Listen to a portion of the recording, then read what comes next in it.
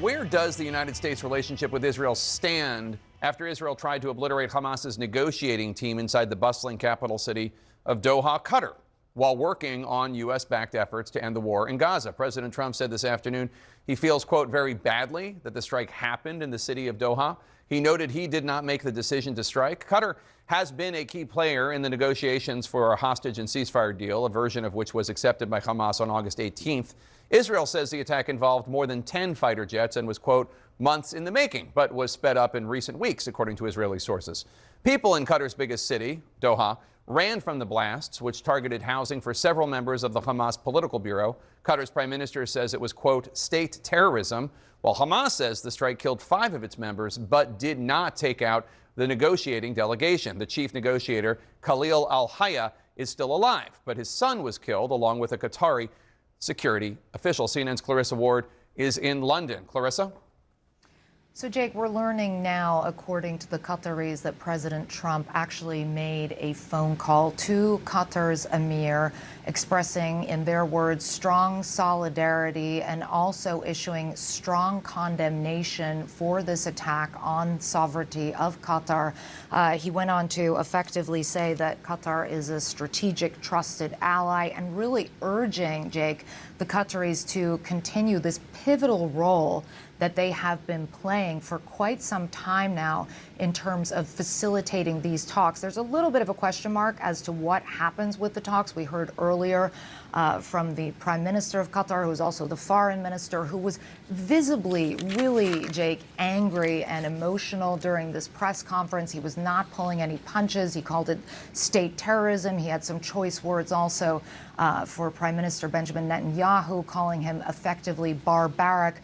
He did say that Qatar will continue its role in the region, but then he also made a comment saying nothing is valid after such an attack. And that's fueling suspicions that at least for on a temporary basis, these talks appear to be dead in the water with all the potential fallout that entails, Jake. And Clarissa, just before the strike, Israel ordered a full evacuation of Gaza City. Prime Minister Netanyahu says in the past 2 days, Israel has, quote, taken down 50 terrorist high-rises, unquote, there, and warned this is only the beginning. What is Israel's goal for Gaza City?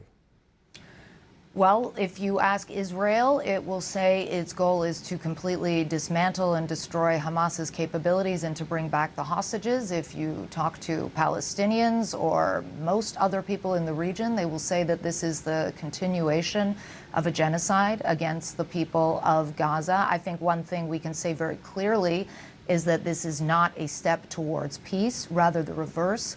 An estimated hundreds of thousands, possibly up to 1 million Palestinians who are living in Gaza City in the worst of conditions. This is where a famine has been declared.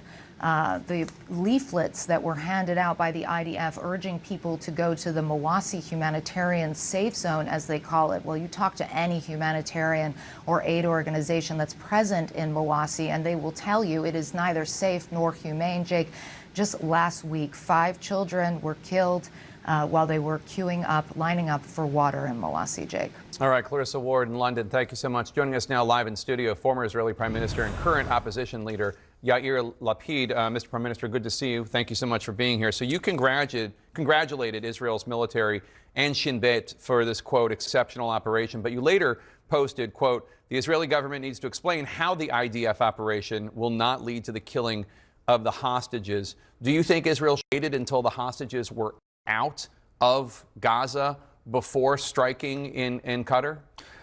I think you cannot isolate the strike. I mean, the strike is impressive. We've shown our ability to strike everywhere in the Middle East, which is a good thing. People should know that terrorists all around the region might wake up one day not waking up, so to speak. But this has to be planted into a strategy. And right now, the strategy should be bringing back the hostages, which is the main thing we all care about, and the stoppage of the war. And right now, it is too early to say whether or not this contributed to the real goals or the real strategy of the country. Earlier in the show, we had on Beth Sanner, the former Deputy Director of National Intelligence here in the U.S., and she basically suggested that she thinks Prime Minister Netanyahu wants this war to last as long as he can have it last because it enables him to hold on to power. Do you agree? Well, I'm not going to analyze the Prime Minister in international television. I would say the following. People need to remember there's a difference between the government of Israel and the people of Israel. The government of Israel is a minority government right now, and it's also a minority in terms of what the Israelis want. And what the Israelis want. Israeli people want the war to end. The war to end and the hostages to come back home. The children are underground, they're suffering and dying slowly, and we need to bring them back, and this is the main goal of the country. Do you think Netanyahu wants them back? I think whether he wants them back or not, he doesn't conduct the war the way it should be conducted. What we need to do is to figure out who's going to run Gaza on the day after. Now, I suggested Egypt will come and be on the lead on this one. We'll bring the Saudis, the Emirates, the Moroccan, and the Palestinian Authority with them. The Palestinian Authority only on the civil side. If Netanyahu has a different idea, he should present it to the world and to the American administration. Do you think that Netanyahu is undermining United States efforts for a ceasefire and a peace? I think the efforts that are made by Witkoff and the president himself are admirable. I think they're really into it for the right purposes. And I think, I mean, right now everybody's asking themselves, which is not a good thing, whether or not Israel and the United States are lockstep on the issue. I cannot tell you how strong of a power it is to walk into, as an Israeli prime minister or foreign minister, to any room in the region when everybody understands that the United States and Israel are fully coordinated. It doesn't seem to be the case right now. And so it should be the case. This is what we should, we must make sure that is always the case, because this is part of our strengths, this coordination, and the fact that we have a bipartisan support, which I'm not sure we have right now, in the United States Senate. The mother of an Israeli hostage, Natan Zangauer, said the strike serves as a death sentence for her son, adding that Netanyahu, quote, essentially executed him. And I want you to listen to the brother of a hostage, Aviatar David, on CNN earlier today. We're just so confused, so confused. I don't know if it's good or bad, to be honest. I have no idea. I hope it will bring something good.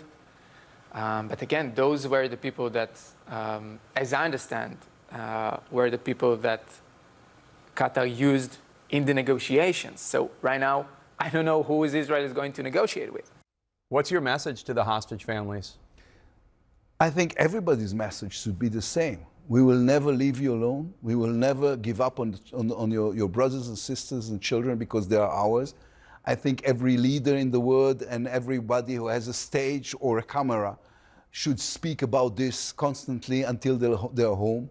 This is a tragedy that started on October 7th. I can tell that our enemies now are trying to forget the fact that this war has started with October 7th. I know, Jake, that you've been down south in Israel for many times, and you remember, but so many people are trying to act like it never happened. We are in the midst of an existential war, and the only victory I can think of is the return of the hostages to their families. Is there going to be an election at any point? Is there going to be any challenge to Netanyahu, or is this just going to last in perpetuity? No.